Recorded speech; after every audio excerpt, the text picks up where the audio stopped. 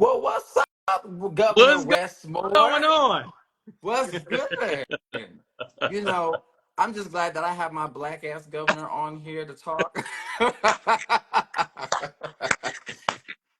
I'm That's just, it, man.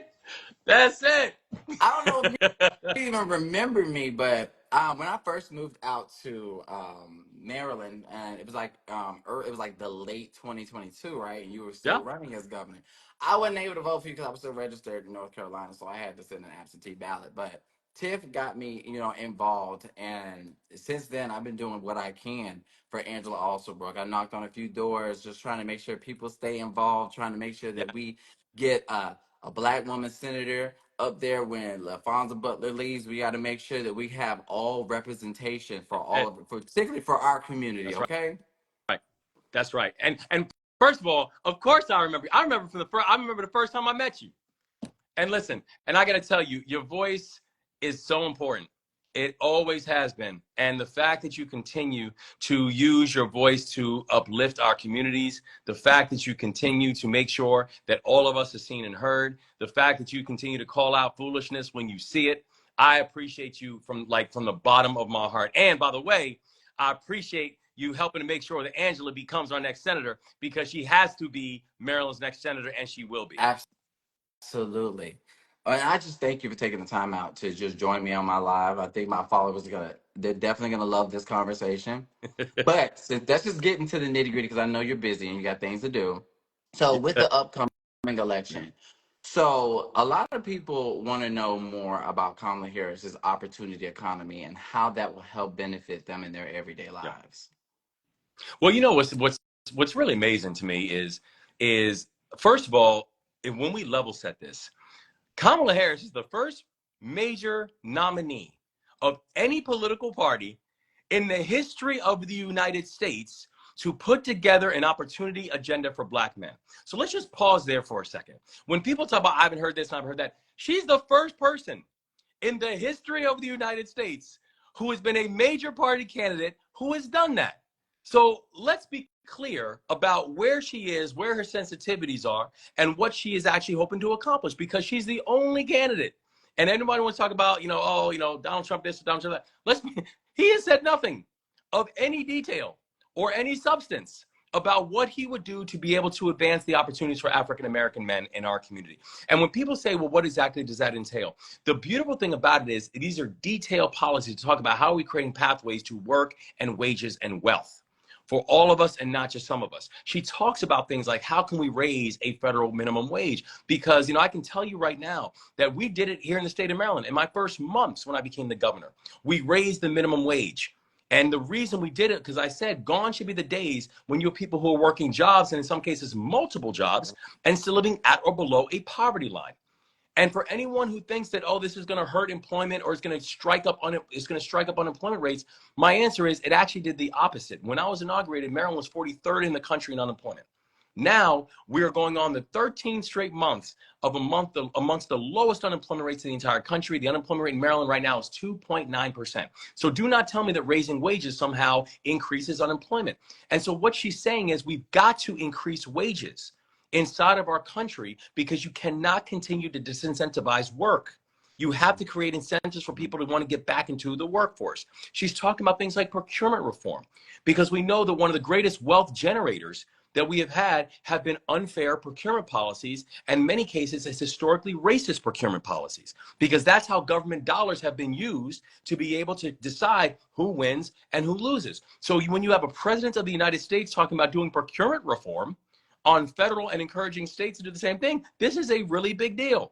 When you have a president of the United States who's talking about giving $25,000 in down payment assistance to first-time home buyers, that is a really big deal, not just because it gives people a roof over their heads, it's also because the number one driver of wealth in our society is home ownership. And she's trying to get more people to become homeowners, because that's one of the best ways and fastest ways of erasing a racial wealth gap. When she's Right. talking about things like creating capital and giving capital and liquidity to small businesses, particularly minority-owned businesses, because the challenge is that they're, especially in the early rounds of financing for a lot of businesses, that's what people call the friends and family round. Well, the problem is we all don't have the same friends, and we all don't have the same family. So therefore, how can we use government to be able to help to establish pathways for more people to have a sense of ownership on our society? It's like she's giving detailed plans, guys. And that's why the policy is so right. That's why she is the right leader. And that's why we've got to do everything in our power to make sure that we have a chance to see her as the next president. I agree, but this isn't something new to Kamala Harris. It's something true to her because she had just last year did her Black Economic Tour where she met with 100 Black male entrepreneurs, and this actually laid the groundwork for her to be able to implement this agenda. So That, I'm glad that she's been doing and putting in the work. The problem is she hasn't been able to get the type of media coverage that she needs to because again, with people, I think the problem is people don't understand the roles of the vice presidency. yeah, Her job is only to reside over the Senate and make tie-breaking votes and to be an advisor to the presidency, but that's about it. that's But right. with Kamala Harris particularly, she has been the most visible vice president that I've ever seen in my lifetime. And That's right. I lived throughout the Obama years. I've lived throughout it. Nobody asked any questions about where Mike Pence was. Yes, But it's interesting that they have the most unrealistic expectation when it comes to Vice President Kamala Harris. that's right. Right. But No, to that point, and you're right. And this goes back to exactly what we talked about. The bar raising and the double standards that we continue to see with her is just staggering. And frankly, in many ways, it's just America telling on itself when you're looking at the bar, how she just is asked to go run through different hoops. But the thing I think is also, really important to remember is when you think about the things that we have seen, the improvements, the work that's happened, that has mhm, happened within the Biden-Harris administration. You can't separate her from those things because she was there and involved when we got things like the bipartisan infrastructure bill done. She was there when we got the Inflation Reduction Act done. Things that are actually creating work that's taking place all over the country right now, roads and bridges and tunnels. Like, why do we think that work is actually happening right now? well, It's happening. to your point, let's bring that up.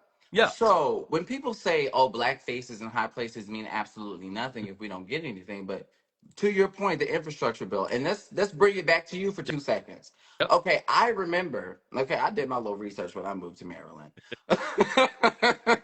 When I was here, when I moved in, like Larry Hogan, who was our former governor, he Mm, closed the Red Line project and you revitalized it. Thanks that's to bipartisan bills like the infrastructure that's bill.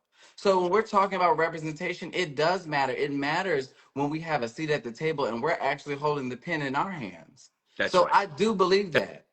That's exactly right. And especially whether or not those opportunities are even aligned, right? Because I want to be clear. Let's just take the economic policies that have been laid out. So when people are talking about how if she wins, it's going to drive inflation through the roof and prices are going to go higher and all that kind of stuff. Let's break that apart for a second. All right.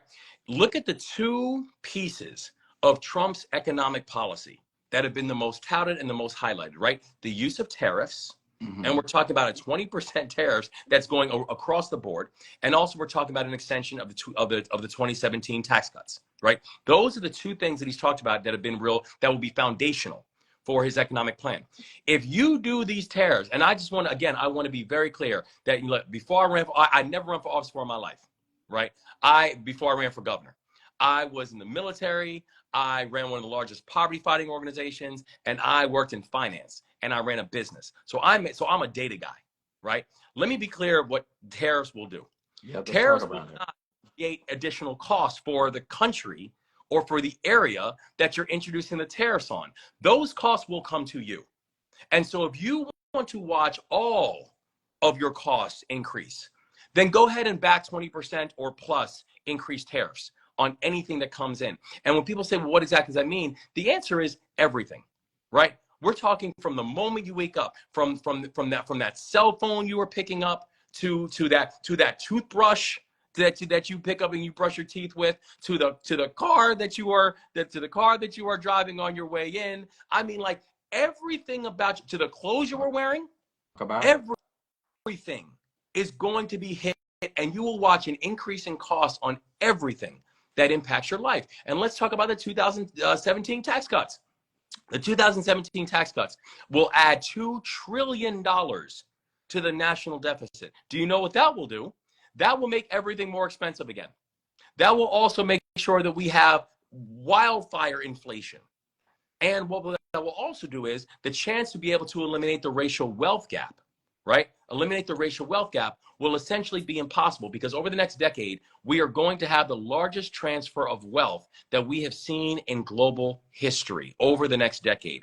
And if you have things like being able to essentially eliminate all forms of inheritance and all forms of estate tax, you're going to see how the wealth gap, that wealth is actually going to be consolidated. Mm-hmm.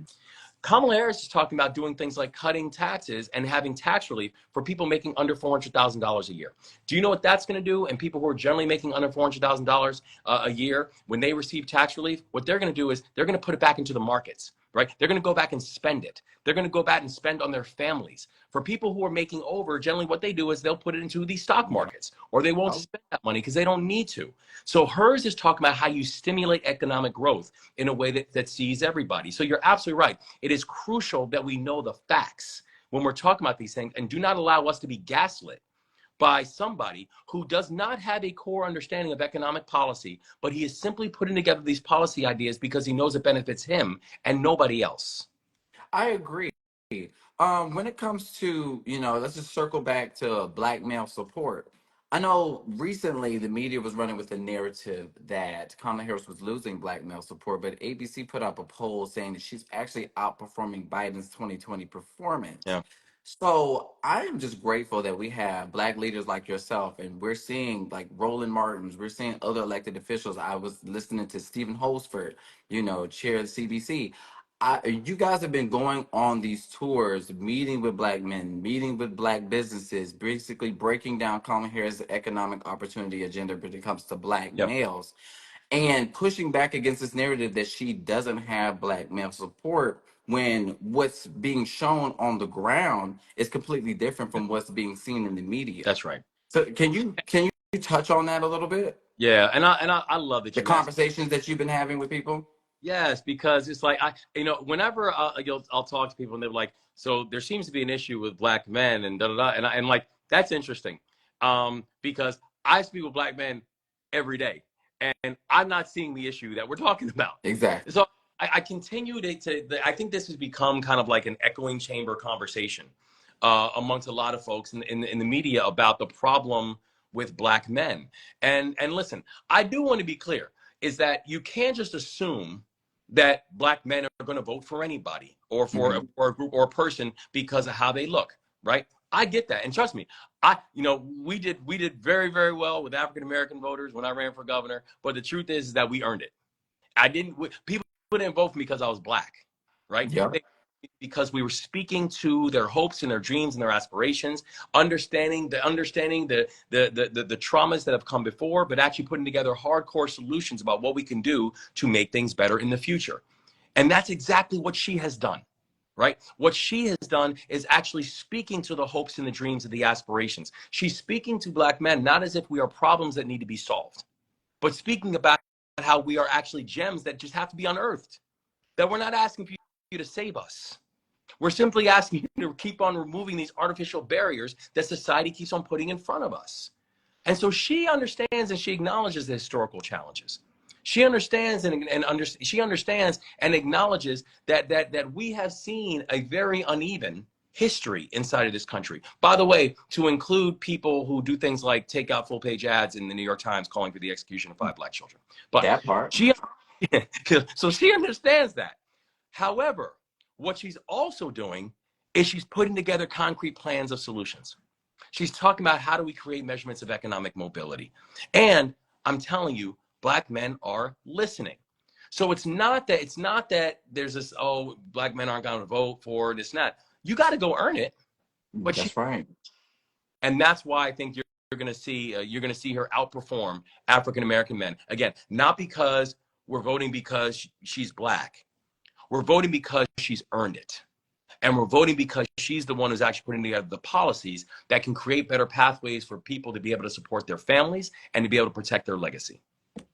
I appreciate that. So, in your opinion, how would a President Harris be able to affect everybody in their everyday today, local level? Because I know that you've actually worked with her.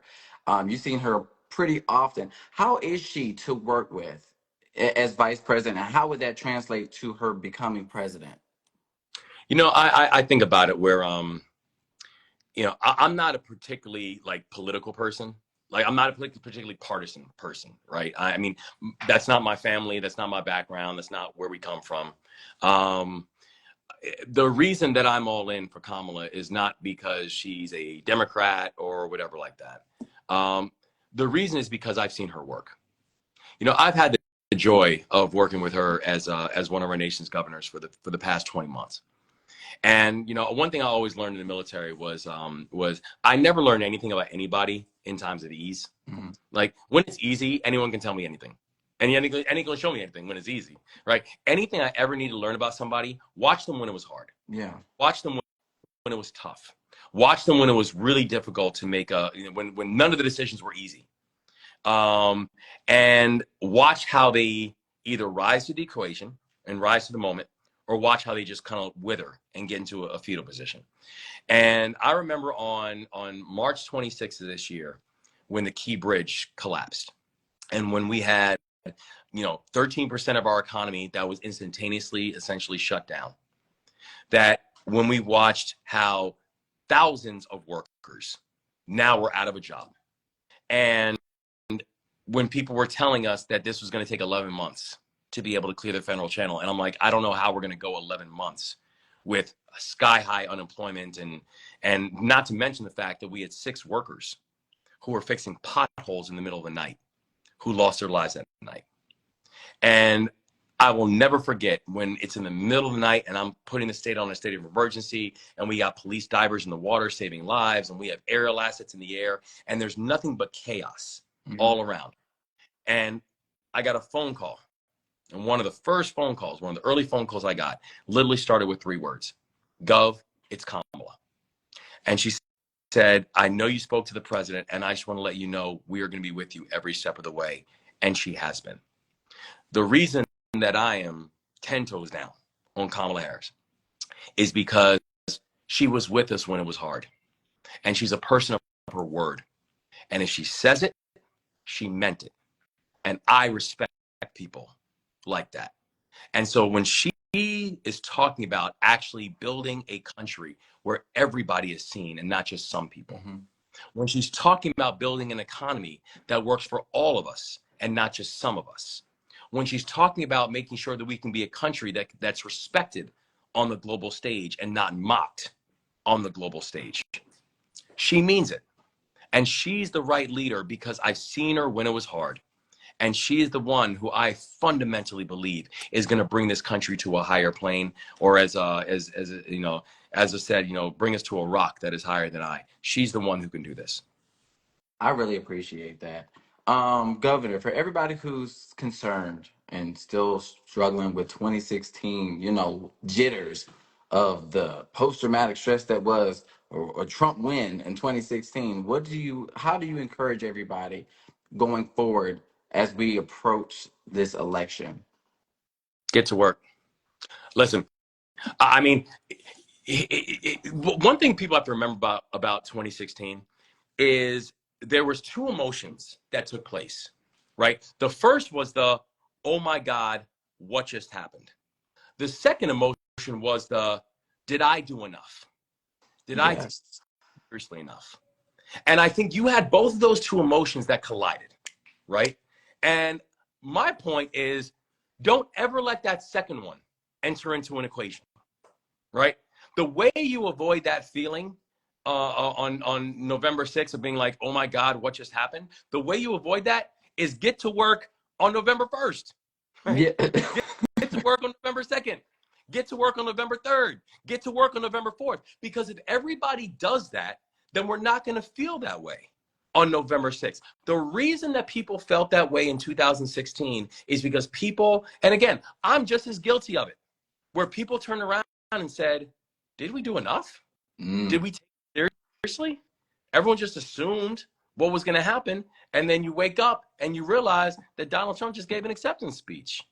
But part of that is guilt that we didn't do our part, right? Yeah. So my answer is get to work then. Because if we do what we need to do, She's going to win. And when she wins, she'll actually protect a future that those who came before us hope for and those who come after us that they deserve. But we've got to go out and do the work and not just, hand wring about what a poll says. That's Go right. out there. Because polls don't They vote, people do. don't vote.